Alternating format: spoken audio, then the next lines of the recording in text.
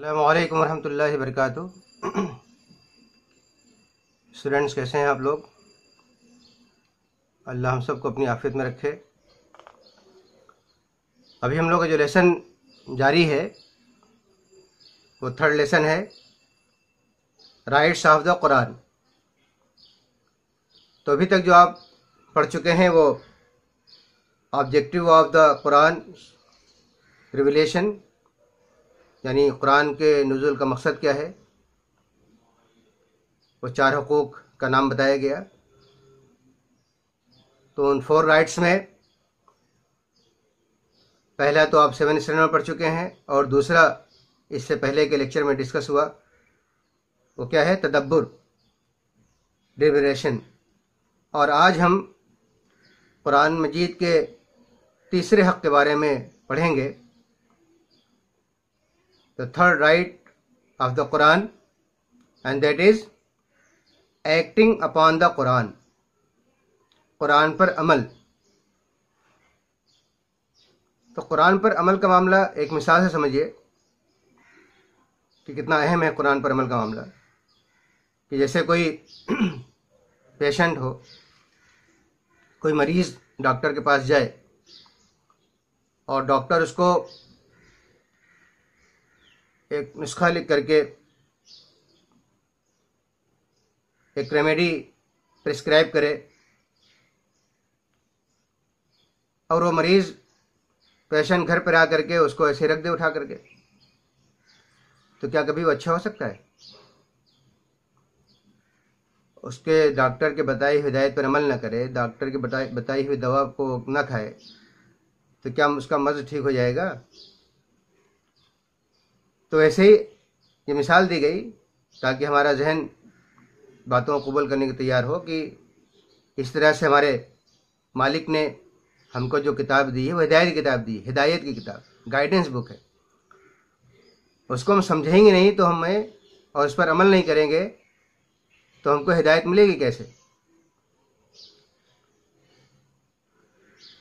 تو قرآن پر عمل یعنی جو ہدایتیں دی گئی ہیں اس پر عمل کرنا، جو کہا گیا کرنے کے لیے، کس ٹائم کیا کرنا ہے۔ جیسے ڈاکٹر کہتا ہے کہ اتنے ٹائم دوا کھاؤ، اتنے ٹائم یہ کھاؤ، ایسے کھاؤ، ویسے ہی قرآن کی ہدایتیں ہیں، اس پر جب عمل کیا جائے گا تبھی اس کا فائدہ پہنچے گا۔ تو صحابہ کرام رضی اللہ تعالیٰ عنہم اجمعین قرآن پر بے چو چرا، یعنی بغیر کسی ہچکچاہٹ کے فوراً عمل کیا کرتے تھے۔ یہ بہت ہی خاص فرق ہے، اور ہمیں بھی اگر جنت میں جانا ہے اور اللہ تعالیٰ خوشنودی حاصل کرنی ہے تو ہم کو صحابہ کے طریقے پر چلنا ہوگا۔ صحابہ کرام کے سامنے جب بھی قرآن مجید کی کوئی ایسی آیت آتی جس میں کوئی عمل کے لیے کہا جاتا تو فوراً اس پر عمل کرتے، اس کمانڈ کو فوراً قبول کرتے۔ اب یہاں پر کچھ مثالیں دی گئی ہیں آپ کے سلیبس کے اندر، کچھ واقعات کی طرف اشارہ کیا گیا ہے کہ جس سے یہ بات واضح ہو جائے گی کہ صحابہ کرام کس انداز میں عمل کیا کرتے تھے۔ تو سب سے پہلی مثال، ایگزامپل کیا ہے، چینجنگ آف قبلہ was commanded during the congregation of صلاح itself, and they turned about in the state of salah and changed qibla۔ کچھ بات واضح ہوئی کہ جو قبلے کے تبدیل کرنے کا حکم آیا ہے، اب تھوڑا میں اس کی وضاحت کر دوں کہ نبی کریم صلی اللہ علیہ وسلم جب مدینہ پہنچے، آپ نبی کریم محمد صلی اللہ علیہ وسلم ہجرت کر کے مدینہ پہنچے تو آپ نے تقریباً 16 مہینے بیت المقدس کی طرف فیس کیا، رخ کر کے نماز پڑھی، کعبے کی طرف نہیں بلکہ مسجد اقصی بیت المقدس کی طرف، وہاں پر رک کر، وہ قبلہ اول ہے بیت المقدس ہمارا۔ تو آپ صلی اللہ علیہ وسلم نے 1 سال سے زیادہ، مور دین 1 ایئر، 16 مہینے آپ نے ادھر رک کر کے نماز پڑھی، کیونکہ وہ قبلہ تھا۔ اس سے پہلے جو لوگ شریعت کے حامل جو لوگ تھے ان کا قبلہ تھا، آپ نے بھی اس کو قبلہ بنایا۔ اور کعبے کی کنڈیشن اس وقت یہ تھی کہ اس میں 360 بت رکھے ہوئے تھے۔ تو خیر، جب قبلہ، لیکن اصلاً معاملہ کیا تھا؟ اصلاً اللہ تعالیٰ نے تو شروع سے ہی کعبے کو ہی دنیا کا سینٹر بنایا ہے، کعبے کو قبلہ بنایا ہے۔ دنیا کے میپ کو اگر صحیح طور سے دیکھا جائے تو آج بھی کعبہ دنیا کے پورے سینٹر میں آتا ہے۔ تو کعبہ یہ قبلہ شروع سے رہا کہ اس کی طرف رک کر کے نماز پڑھی جائے، لیکن احکامات ابھی آنے باقی تھے۔ جب تک اللہ کی طرف سے حکم نہیں آیا تھا آپ بیت المقدس کی طرف رک کر کے نماز پڑھتے رہے، اور پھر خواہش آپ کی تھی، آپ کو اس کا انتظار تھا کہ کب قبلہ کی تبدیلی کا حکم آتا ہے۔ تو عین نماز کے موقع پر قبلے کی تبدیلی کا حکم آیا، فَوَلِّ وَجْهِكَ شَطْرَ الْمَسْجِدِ الْحَرَامِ، تو اپنا رخ مسجد حرام کی طرف، کعبے کی طرف پھیر لو۔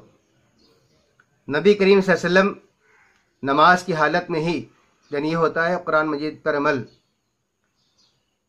اللہ تعالیٰ کے احکام پر ایسا عمل کیا جاتا ہے۔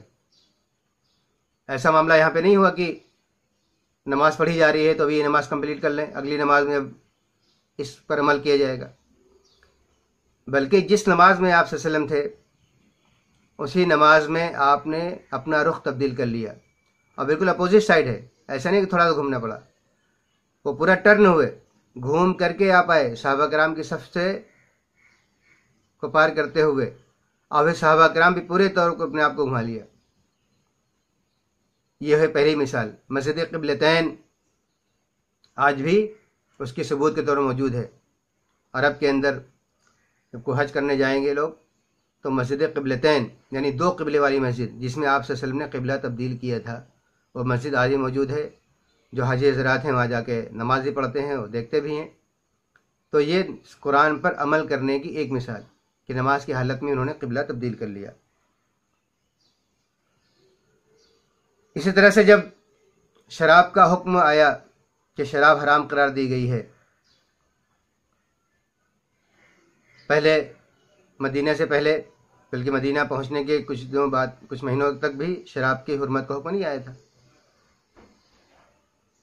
اس کے بارے میں بس یہ حکم آیا تھا کہ جب نماز پڑھنے آؤ تب شراب مت پیو، لا تقربوا الصلاۃ وانتم سکارا، اس طرح کے احکامات تھے۔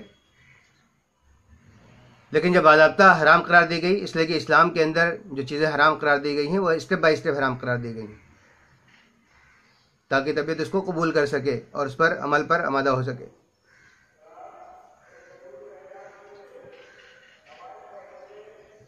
تو شراب جب حرام قرار دی گئی تو اس موقع پر صحابہ کرام نے اپنے گھروں سے شراب کے مٹکے بہا دیے۔ حکم کا انتظار کرتے تھے، لیکن جیسے ہی حکم آتا تو اس پر عمل کرتے تھے۔ مدینہ کی گلیوں میں شراب بہنے لگی۔ حضرت انس بن مالک رضی اللہ تعالیٰ فرماتے ہیں کہ ہمیں حضرت طلحہ رضی اللہ تعالیٰ عنہ کے یہاں لوگوں کو شراب پلا رہا تھا، لیکن جب یہ حکم آیا اور منادی نے یہ آواز لگائی کہ شراب حرام قرار دے دی گئی ہے، تو پھر فوراً ہی اپنے منہ سے لگے ہوئے گلاس صحابہ کرام نے ہٹا دیے۔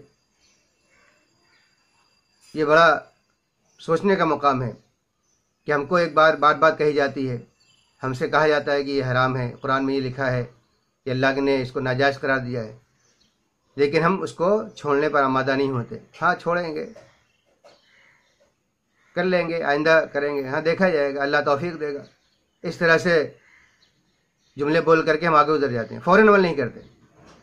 تو قرآن پر عمل کا ایک معاملہ یہ بھی ہے کہ جب ہم کو یہ بات معلوم ہو جائے کہ اللہ نے اس بات کو غلط کہا ہے، حرام کہا ہے، تو ہم فوراً اس کو رک جائیں، فوری طور پر اسے رک جائیں۔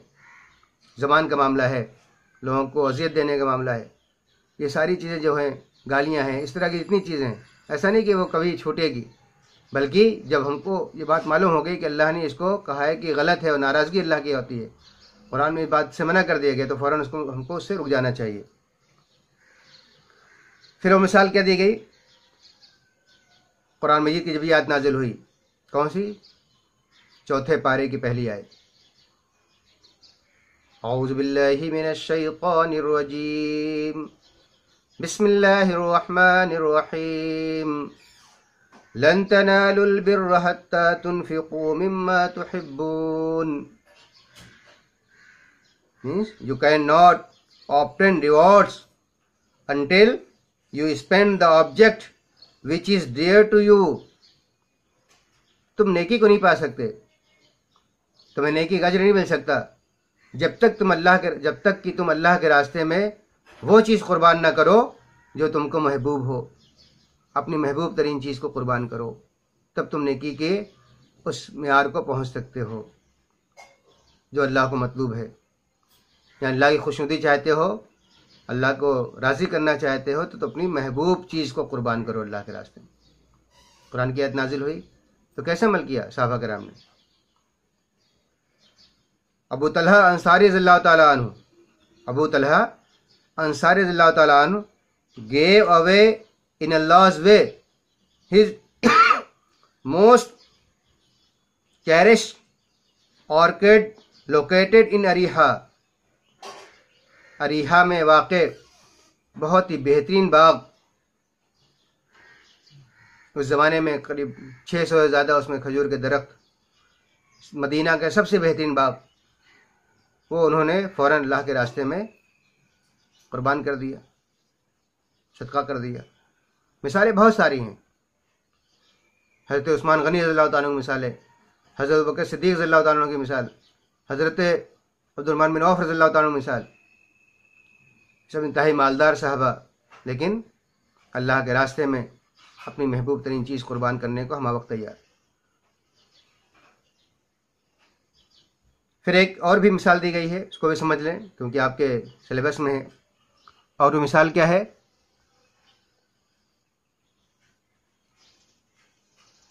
کہ جب 4 سے زائد بیویوں کے نکاح پر پابندی لگائی گئی، فَانكِحُوا مَا طَابَ لَكُم مِّن مَثْنَىٰ وَثُلَاثَ وَرُبَاعَ.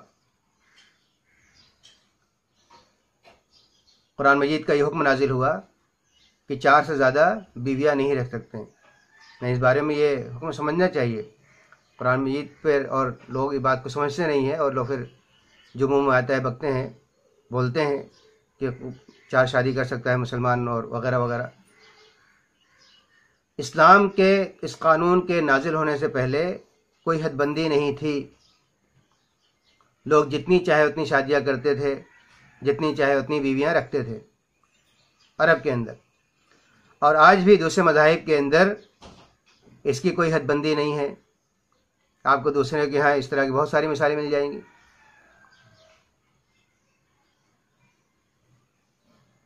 لاکھ بیویوں کی مثال مل جائے گی.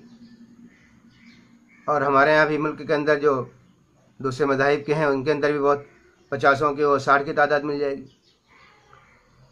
اور اس میں بھی جائز بیویوں اور ناجائز بیویوں کا معاملہ بھی رہتا ہے کہ جائز تو ہے، ناجائز پتہ نہیں کتنی ہے. قرآن مجید نے جو حکم نازل فرمایا وہ یہ نازل فرمایا کہ تم 4 سے زیادہ شادی نہیں کر سکتے، 4 سے زیادہ بیویاں نہیں رکھ سکتے. اس کا یہ ہے اصل اس کا background. Acting upon the Quran پر عمل کے تعلق سے چوتھی مثال یہ ہے کہ صحابہ کرام قرآن پر عمل اس طرح کرتے کہ اگر قرآن کے حوالے سے کوئی بات ان سے کہی جاتی کہ قرآن مجید میں یہ بات موجود ہے تو فوراً اس کو تسلیم کر لیتے اور فوراً اس بات کو مان لیتے. جیسا کہ حضرت عمر رضی اللہ تعالیٰ عنہ رسول اللہ صلی اللہ علیہ وسلم کی وفات کو تسلیم کرنے پر آمادہ نہیں تھے. آپ صلی اللہ علیہ وسلم کو اللہ تعالیٰ نے جب اپنے پاس بلا لیا تو یہ حادثہ صحابہ کرام کے لیے بہت ہی تکلیف دہ تھا. تو حضرت عمر رضی اللہ تعالیٰ عنہ اس خبر پر یقین کرنے کو تیار نہیں تھے. لیکن جب حضرت ابوبکر رضی اللہ تعالیٰ عنہ نے سورہ آل عمران کی آیت پڑھی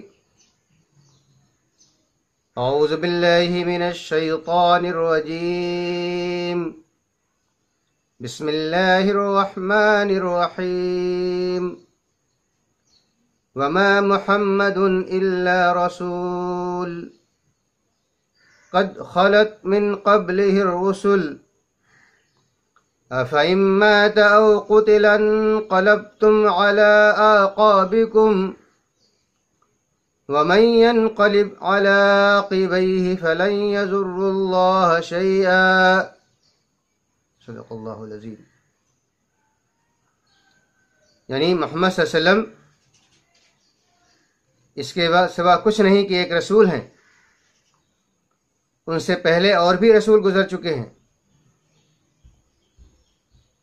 پھر کیا اگر وہ ان کی موت آ جائے یا قتل کر دیے جائے تو تم لوگ الٹے پاؤ پھر جاؤ گے؟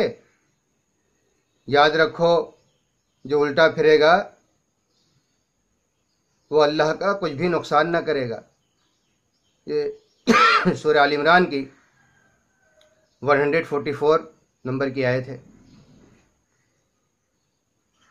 تو یہ آیت سنتے ہی حضرت عمر رضی اللہ تعالیٰ عنہ فوراً مان گئے اور بلکہ اپنی غلطی پر گھبرا کر بے ہوش ہو گئے.